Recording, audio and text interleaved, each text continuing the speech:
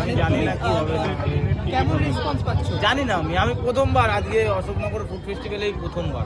আচ্ছা, মানে আগে কখনো আমি কোনো জায়গায় মানে কোনো স্টল দিইনি। আচ্ছা, এই প্রথম। ওখানে হাড়ি চলে এসছে, ওখানে হাড়ি চলে এসছে, দাদারা এখানে বসে আছে।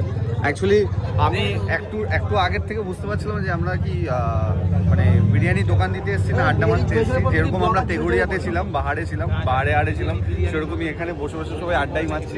জাস্ট ফর এখানে মানুষদের একটু এন্টারটেনমেন্ট করার জন্য দাদার আজকে স্টলটা খুলেছে। ঠিক আছে, ঠিক আছে। বলে এ ওটা আমার থলথলে মাটন। তাহলে মটনটা এই যে কপিরাইট মেরে দেবে। বলছিস কি থলথলে মাটন? চিকেনও আছে মটনও আছে। চিকেন বেশি নিয়ে 7টা চিকেন আর 2টা মটন। আরে বসে সবাই আনন্দ করবে, কোনো বাড়িতে গিয়ে। দেখো দাদা হাড়ি নামতে পারিনি, ব্লগারদের ভিড় দেখো।